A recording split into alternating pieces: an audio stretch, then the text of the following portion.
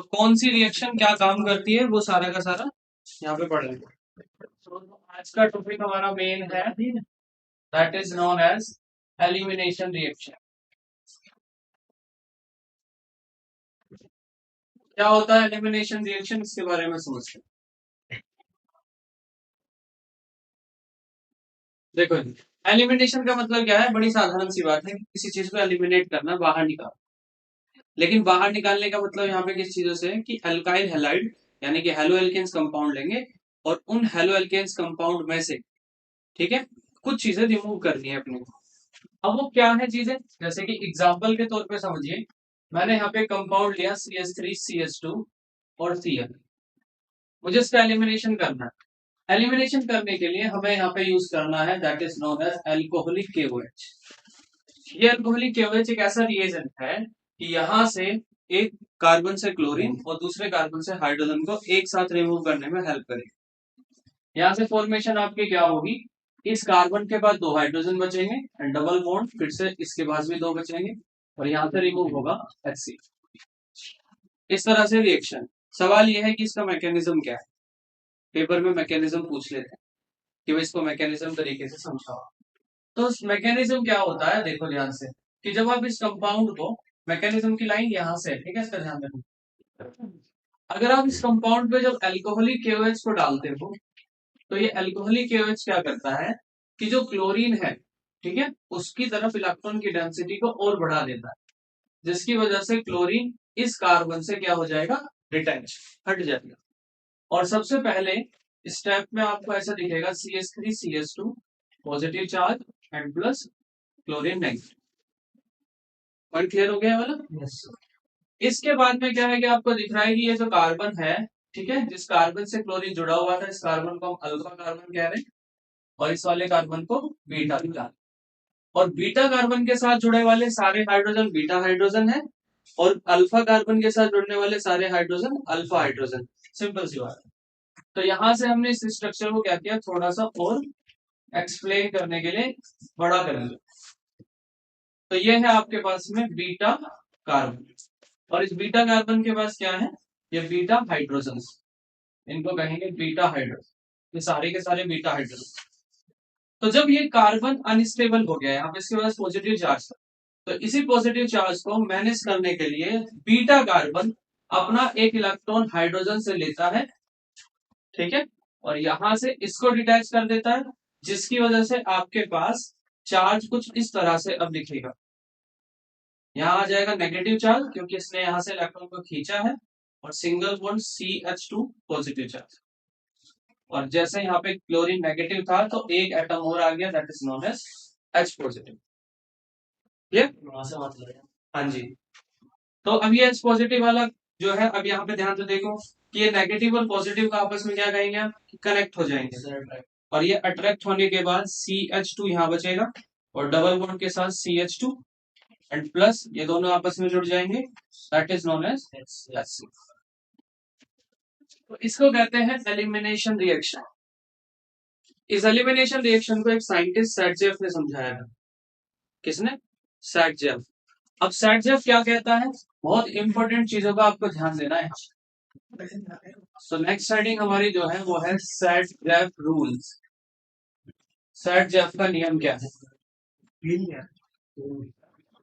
बोल के दो ध्यान से। इसको, इस रूल के ऊपर क्वेश्चन बनेंगे, ध्यान से थोड़ा सा समझ लेना क्योंकि ये टॉपिक किस तरह से एक्सटेंड होता है यही लेकर जाएगा आगे। सैटजेफ रूल ने क्या कहा, अगर मान लीजिए भाई हमारे पास जब दो वाला कोई हेलो एल्केन्स है तो आपको आसानी होगी कि भाई बीच में डबल बॉन्ड आना फिर फिक्स है।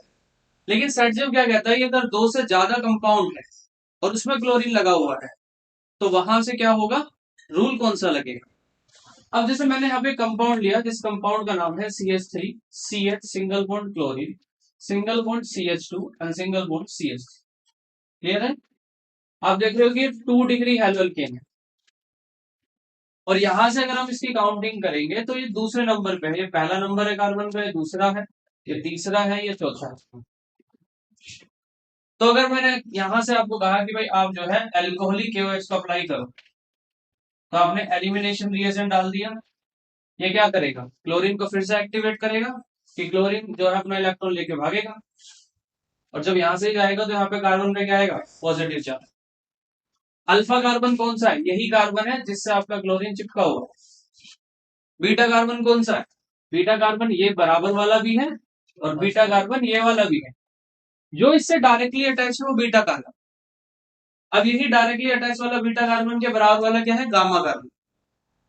समझिएगा, ऐसी डेल्टा चलता रहेगा, डेल्टा एप्सिलॉन जो भी आगे ग्रीक अल्फाबेट्स के अकॉर्डिंग जो भी टर्म्स होंगी, ठीक है, वो सारी चलता रहेगी, होगी गामा कार्बन। अब आपके पास सवाल ये है कि सर यहां से अगर हमने क्लोरीन को रिमूव कर दिया, अगर हमने यहां से क्लोरीन को रिमूव कर दिया तो हाइड्रोजन जो है वो इस वाले अल्फा कार्बन से, सॉरी बीटा कार्बन से निकाले या इस वाले बीटा कार्बन से निकाले, सवाल ये है।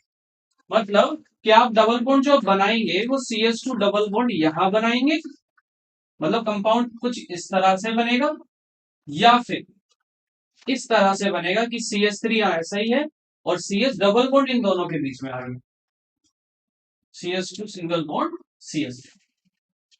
समझिए बात। तो और इसके साथ में जो HCl है वो दोनों के केस में कॉमन रहेगा, दैट इज एस।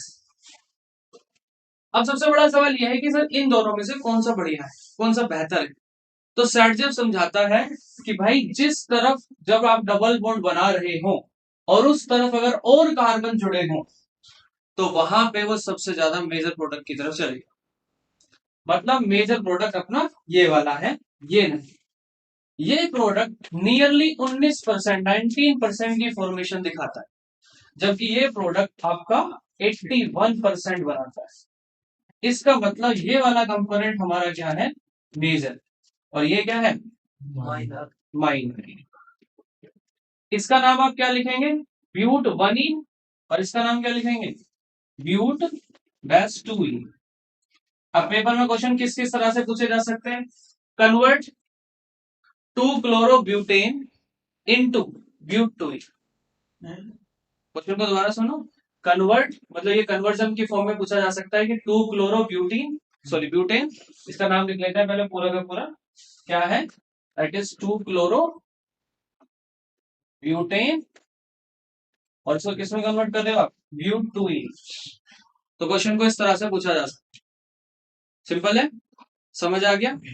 तो ये है हमारा सर्जफ रूल। सर्जफ ने इस तरह से बातें कही। अब जैसे मान लीजिए आपको हर बार कोई रिएक्शन करना है, कोई कन्वर्जन में कोई क्वेश्चन करना है, तो भाई हर बार वहां मैकेनिज्म करने तो बैठोगे नहीं, तो डायरेक्टली आपको रिएक्शंस को ध्यान रखना, ठीक है। तो जैसे एक और एग्जांपल मैं बता रहा हूँ, CH3 single bond CH, single bond chlorine और सिंगल बॉन्ड CH3। आपने इसको अल्कोहलिक KOH की वजह में रखा। तो अब देखो ध्यान से, जिस कार्बन से ये जुड़ा हुआ है वो दोनों कार्बन बीटा है आपस में बराबर वाले। तो यहां से क्या हो जाएगा, आप किसी भी तरफ लगा लो भाई डबल बॉन्ड, तो नाम तो वही रहेगा, इसीलिए प्रोडक्ट इसके अंदर एक रहेगा।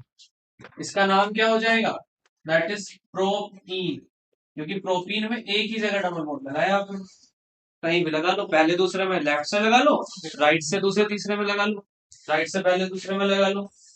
समझ आई बात। फिर से कन्वर्जन में क्या पूछा जा सकता है, 2-क्लोरो, 2 पे क्लोरो, प्रोपेन को कन्वर्ट करो प्रोपीन में, सिंपल क्वेश्चन। समझ आई बात। तो कन्वर्जन की फॉर्म में रिएक्शन पूछी जाएगी। अब देखो मैंने तो बताया ऑर्गेनिक केमिस्ट्री जो है ये किचन है, ये मेरी कहानी है भाई, दूसरों की नहीं है। मैंने किसी की किताब में ऐसा नहीं पढ़ा कि ये साले किचन वगैरह की बात कहते हैं, पर मैं ऐसा मानता हूं कि ऑर्गेनिक केमिस्ट्री जो है वो ऑर्गेनिक के अंदर, ठीक है, किचन। आप यहाँ एक छोटे से छोटे कंपाउंड से कुछ भी बना सकते हैं, जैसे हम किचन में सारी चीजें बनाते हैं, सेम यहाँ पर भी कुछ भी चीजें आप बना सकते हैं। लेकिन आपको यहाँ पे एक चीज की शर्त है कि जो रिएजेंट आपको शुरुआत में या कंपाउंड दिया गया है वो तो लेके चलना पड़ेगा। मतलब आपको उसको यूज करके बनाना है, अपनी तरफ से कोई भी मसाले, अपनी तरफ से कोई भी रिएजेंट डालते चलो, कोई दिक्कत नहीं है, लेकिन आपको ही बनाना आना चाहिए। अब जैसे यहाँ आपको कहा जाए कि कन्वर्ट करो, जैसे इसी क्वेश्चन को पेपर में कैसे लिखा हुआ है, क्वेश्चन, क्वेश्चन देखो कैसे है कि कन्वर्ट, कन्वर्ट 2-क्लोरो प्रोपेन, ठीक है, 2 प्रोपीन, इस तरह से क्वेश्चन पूछा गया आपसे।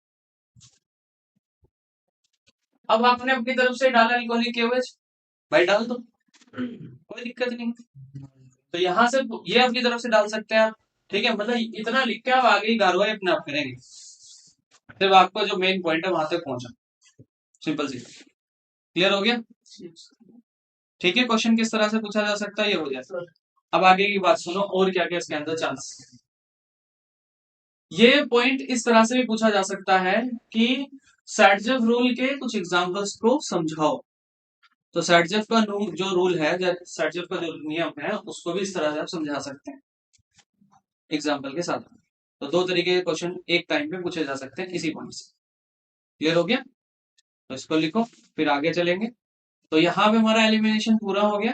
नेक्स्ट हमारा जो पॉइंट रहेगा that is known as reaction with metal, organic chemistry को मेटल के साथ रिएक्शन कर।